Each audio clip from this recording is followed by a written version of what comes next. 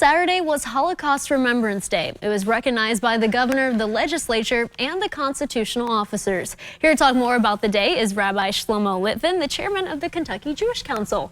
Rabbi Litvin, welcome to the show once again. Thank you so much for having me for a very important issue. Yeah, we're always happy to have you. Talk a little bit about Holocaust Remembrance Day. So International Holocaust Remembrance Day was first suggested by the United Nations. They chose specifically the day that Auschwitz-Birkenau, the largest of the death camps, was liberated. They didn't choose Kristallnacht, which many consider the beginning of the Holocaust, or the day that the Babi Yar atrocity, one of the largest massacres of the Holocaust. They chose the day that Allied forces saved Jewish lives. At the heart of International Holocaust Remembrance Day is not just to remember the story and the stories of the victims, but to remember that many, many countries stood by and did nothing. The Jews' ancestral homeland, Israel, had their doors shut in the white papers. The local residents demanded that no Jews could enter during the Holocaust. America shut her doors and in fact sent back ships back to Europe.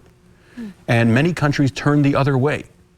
And Holocaust Remembrance Day marks when that didn't happen, when they did liberate the camps. So there are two major segments to Holocaust Remembrance Day.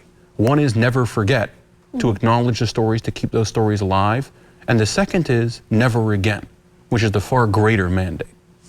Why is it so important to educate folks about it? So we see right now rising anti-Semitism.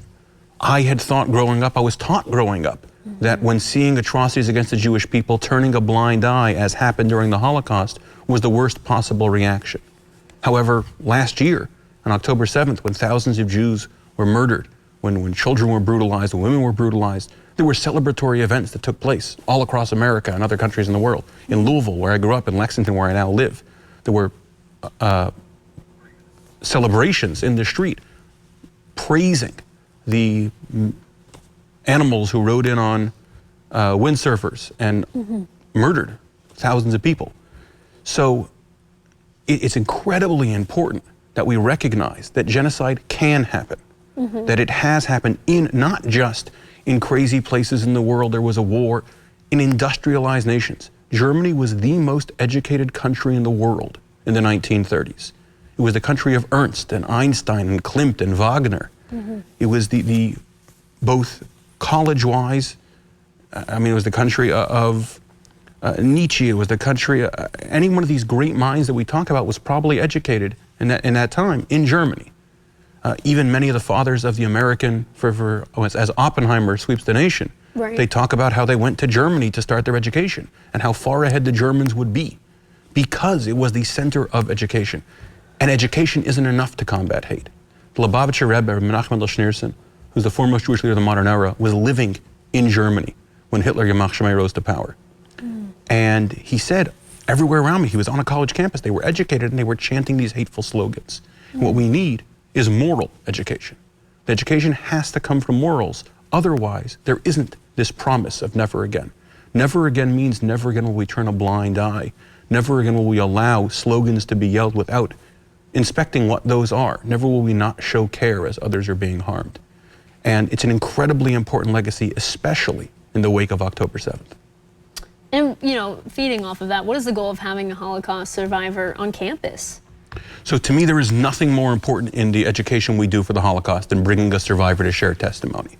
On Thursday, Conrad Weiner, who's a survivor who lives in the tri-state area, came down and spoke to the students, and afterwards we had a dinner in our house. My daughters were able to sit with him and ask him questions, not just about his experience, but about how that changed his view of the world.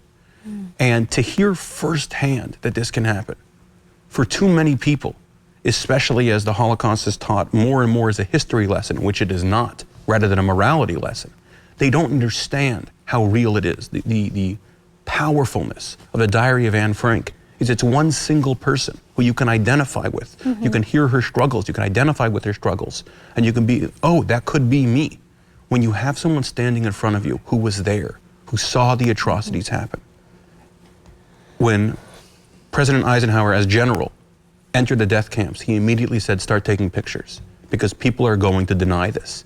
When people face an atrocity so horrendous that there's no way to contemplate it, One of their main ways to do that is to deny, as we see with the Holocaust, as we see now with October 7th, as the rapes are being denied, the mutilation of children is being denied, that is on camera. It's the most documented atrocity in history, and it's being denied.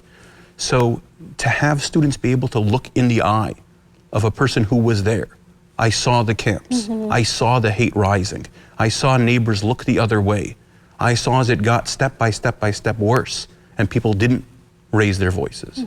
That's the moral lesson that children need to hear, especially young people on campuses where, unfortunately, we now see hate spreading again. Yeah. Well, thank you so much for shedding light on Holocaust Remembrance Day, and there's a whole week, too. So we really appreciate you shedding light on this. Thank you so much for having me. Hopefully it never gets forgotten. So.